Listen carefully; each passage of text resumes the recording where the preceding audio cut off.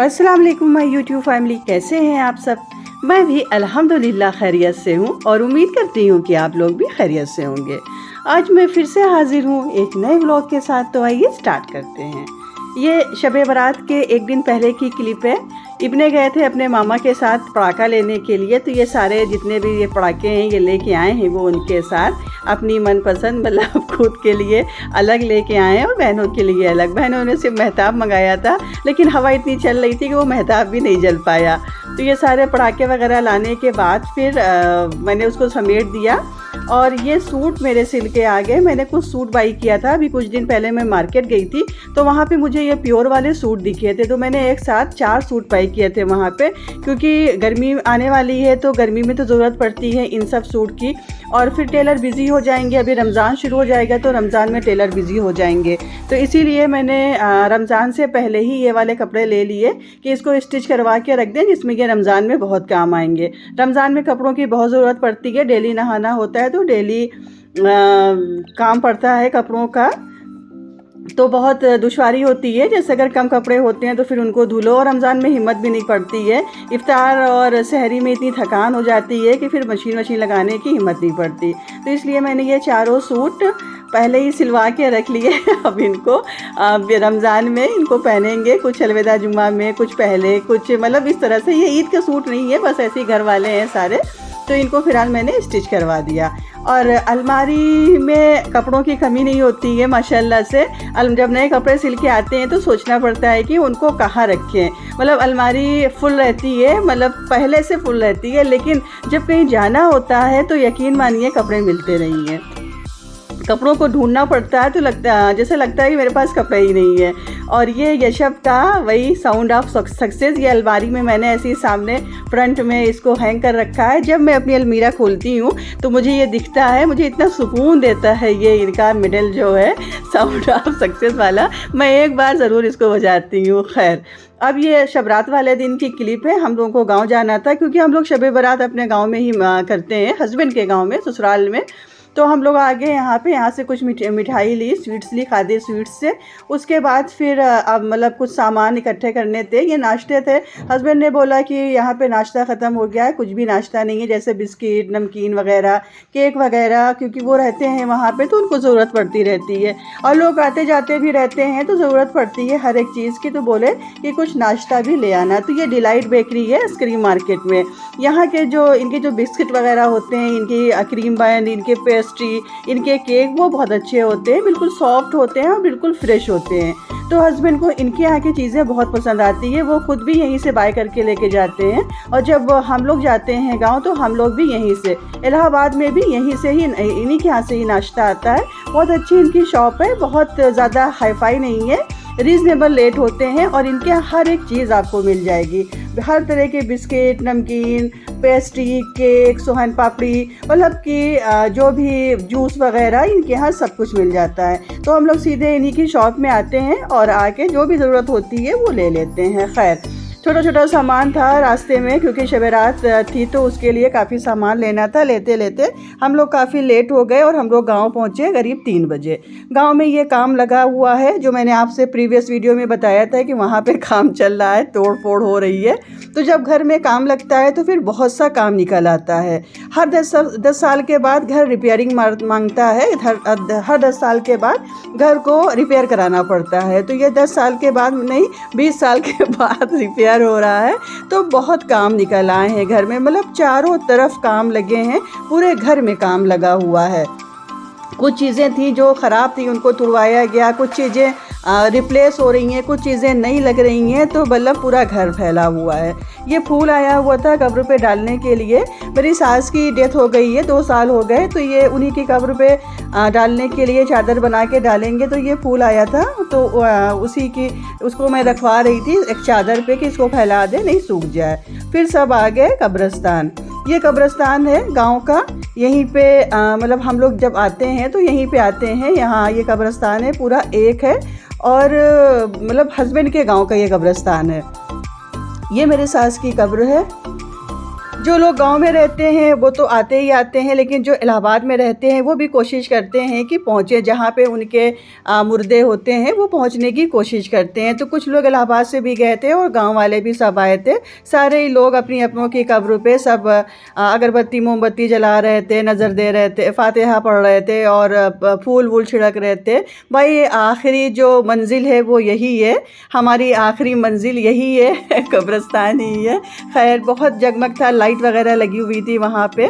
और आज इतनी रौनक होती है कब्रिस्तान में, चाहे वो शहर का हो या गांव का हो, बहुत रौनक, क्योंकि लाइट लगी होती है, दुआएं चलती रहती हैं और भीड़ काफ़ी होती है, तो बहुत ही एक रौनक वाला माहौल रहता है। काफ़ी टाइम लगा कब्रिस्तान में, क्योंकि कई लोग हैं जिनकी डेथ हो चुकी है, जो इस दुनिया में नहीं हैं, जिनके माँ बाप इस दुनिया में नहीं हैं। तो भाई सभी थे, सभी वहाँ पे गए, सब अपनी अपनी कब्र पे। जिनके अजीज़ इस दुनिया से चले गए, अल्लाह उन्हें जन्नत में आला मकाम अता करे, और जिनके अजीज़ हैं इस दुनिया में उनको लंबी हयात दे।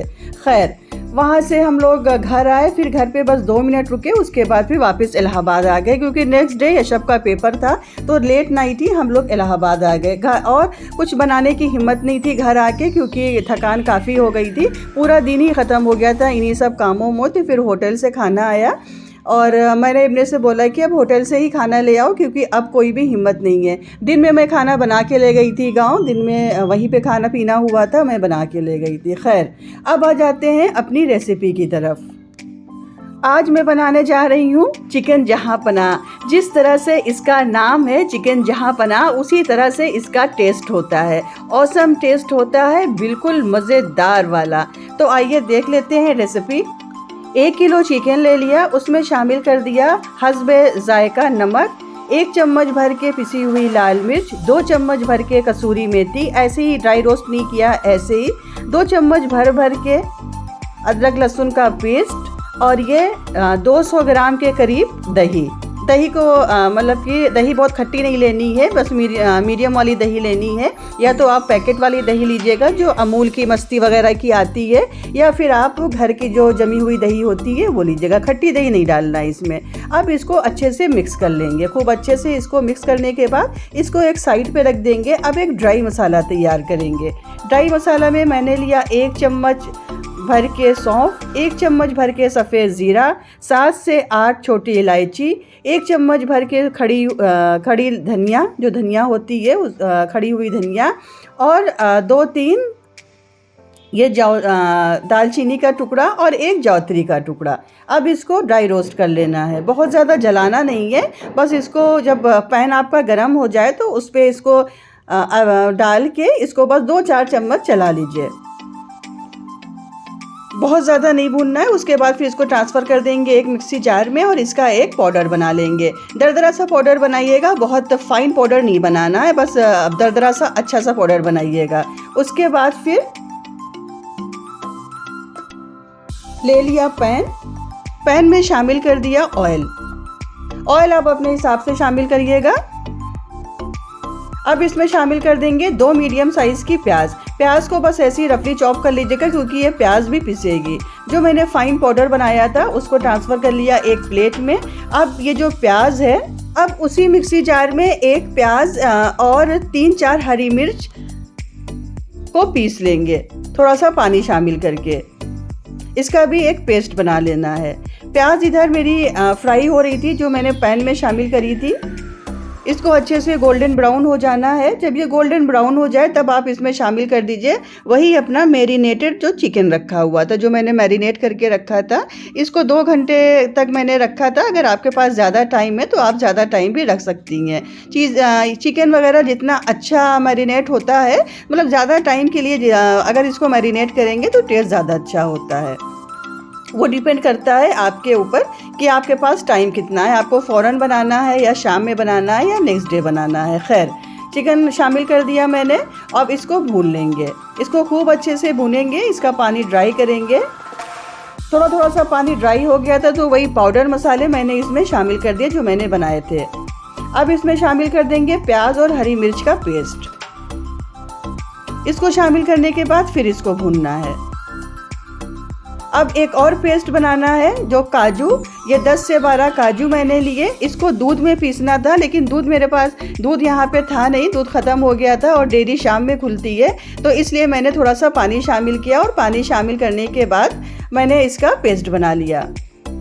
चिकन का कलर मुझे थोड़ा सा वाइट सा लग रहा था, तो मैंने इसमें 1 चम्मच भर के कश्मीरी लाल मिर्च शामिल करी। ये बिल्कुल ऑप्शनल है, अगर आपको नहीं शामिल करना है तो आप स्किप कर दीजिएगा।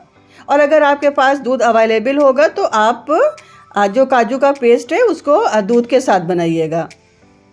चाय के लिए पराग वाले पैकेट फ्रिज में रखे रहते हैं, लेकिन मुझे जो पराग वाले पैकेट आते हैं दूध के, उसकी स्मेल अच्छी नहीं लगती है, तो मैं सिर्फ चाय पीना पसंद करती हूँ पराग वाले पैकेट की। बाकी मैं किसी भी चीज़ में उसको नहीं शामिल करती, मैं फ्रेश दूध ही जो डेयरी से आता है वही वाला शामिल करती हूँ।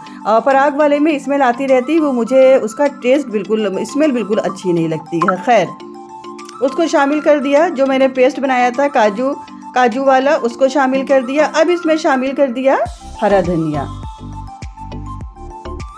चिकन जहाँ पनाह बन के तैयार हो गया। इतना लाजवाब, इतना जायकेदार बना था कि मैं क्या बताऊँ, बहुत मज़ेदार। और इसकी खुशबू, इसकी स्मेल इतनी अच्छी थी कि नीचे इब्ने अब्बास कमरे में पढ़ रहे थे, वो ऊपर आए और मुझसे पूछने लगे कि क्या बना रही हैं। मतलब पूरे घर में इसकी खुशबू फैली हुई थी। चिकन बनाने के बाद फिर मैंने पूरा साफ़ सफाई किया, पूरा काउंटर टॉप साफ़ किया। और ये चना थोड़ा सा बचा था जो मैंने बनाया था चना चाट। खुद के लिए मैंने मटर पनीर की सब्ज़ी बनाई। थोड़े से बर्तन बचे थे, उनको सिंक में डाल दिया। अब ये बाद में इसको वॉश करूँगी। और पूरा बाकी सब साफ़ कर दिया। इब्ने को खाना दे दिया और सब किनारे हो गया। ये था मेरा छोटा सा व्लॉग। उम्मीद है कि आपको पसंद आया होगा। पसंद आया हो तो लाइक ज़रूर करिएगा, और चैनल पर आया करिए तो प्लीज़ बिना सब्सक्राइब किए हुए मत जाया करिए। चैनल को सब्सक्राइब ज़रूर कर लिया करिए। मिलते हैं आपसे नेक्स्ट व्लॉग में। तब तक अपना ख्याल रखिए, अपनों का ख्याल रखिए, खुश रहिए। अल्लाह हाफिज़, बाय।